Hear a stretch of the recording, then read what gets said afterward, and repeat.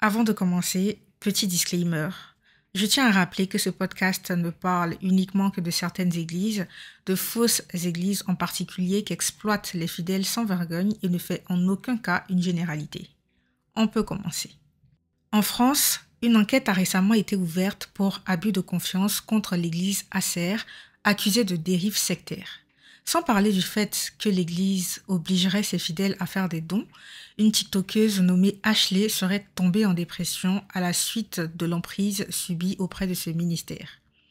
Les scandales au sein des églises existent depuis des millénaires. Et depuis lors, on a tous entendu des histoires tout aussi choquantes les unes que les autres. Du pasteur qui entretient des relations intimes avec les femmes de l'église à celui qui s'enrichit sur leur dos en faisant des prophéties ou miracles montés de toutes pièces. Le business de la foi, comme on dit, prend de plus en plus d'ampleur au détriment de certaines familles qui voient certains des leurs être complètement aliénés ou bercés d'illusions. Alors, comment les lieux de culte, censés enseigner, apporter paix, entraide ou réconfort, sont-ils devenus à la fois des nids à personnes désespérées et les entreprises de manipulateurs avides d'argent? Quelles sont les réelles causes de ce déclin qui fait un peu plus de ravages chaque jour sur le continent africain? Let's go. Premièrement, parlons de la victimisation des Africains eux-mêmes. Alors, c'est connu, voire popularisé depuis toujours que les Africains en grande majorité préfèrent prier, aller à l'église, faire des dons et supplier Dieu de les aider au lieu d'agir eux-mêmes pour commencer. Malheureusement.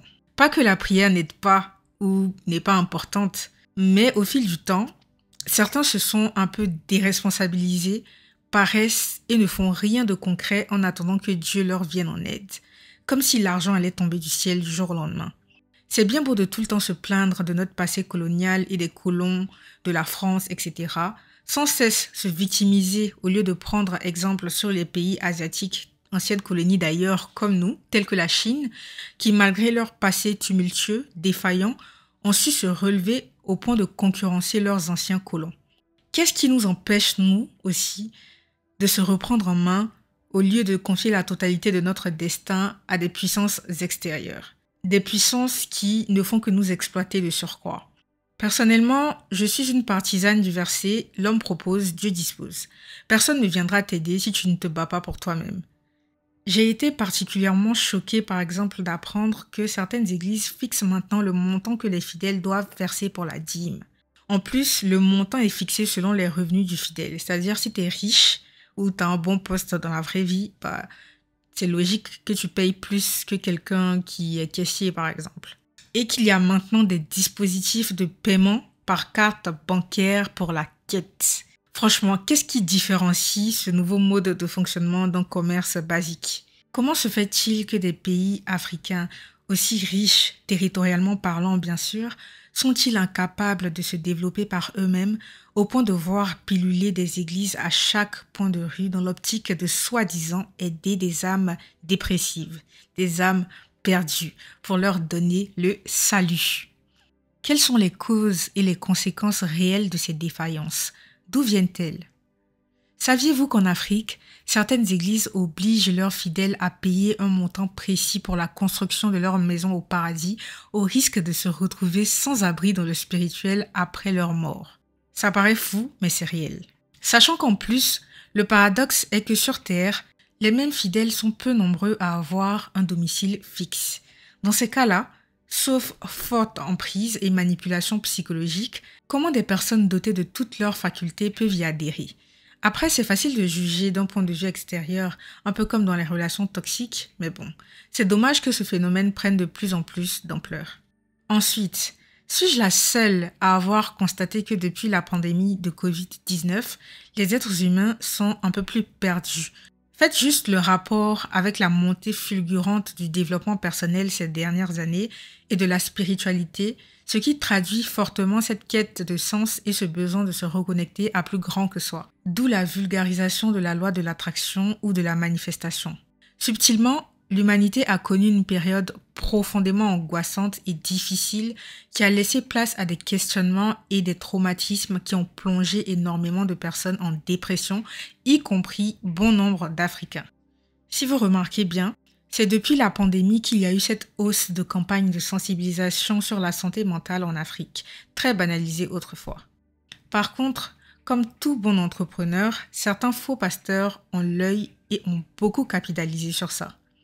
Ils détournent de nombreuses personnes en détresse, dépressives ou désespérées, des psychologues et des psychiatres habilités à réellement les aider en leur promettant la vie éternelle. Bon Dieu. Au Kenya, par exemple, un gourou évangélique nommé Paul Mackenzie a poussé les membres de son église à mourir de faim pour être soi-disant sauvés et rencontrer Jésus.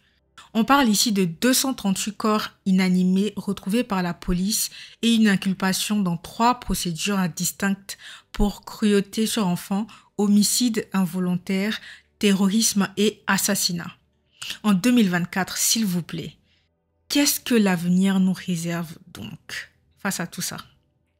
Pour conclure, cette analyse illustre parfaitement la véritable détresse de nombreux Africains obstrués par la psychose religieuse qui les aveugle le plus souvent. Souvenez-vous de l'arrivée de Chris Ndikumana en Afrique, précisément à Abidjan, Côte d'Ivoire. Apparemment, il y avait près de 300 000 personnes qui sont allées à sa rencontre. Pourquoi, à votre avis? Parce que ces personnes-là ont besoin d'aide, elles sont en souffrance, elles cherchent Dieu, elles cherchent des solutions à leurs problèmes et c'est ce que la plupart de ces pasteurs leur offrent. Comment leur en vouloir? La vie sous nos cieux devient de plus en plus chère sans que le SMIC n'augmente ou que le chômage ne baisse. Nous nous retrouvons face à une population majoritairement jeune qui rêve grand, en plus de tout ce que les médias sociaux leur montrent sans trouver de porte de sortie, à croire que cette richesse n'est en fait réservée qu'à une minorité d'entre eux. Voilà, c'est la fin de cet épisode. J'espère vraiment qu'il vous a plu. N'hésitez pas à me dire ce que vous en avez pensé en commentaire et on se retrouve bientôt pour un nouveau sujet. Bye bye!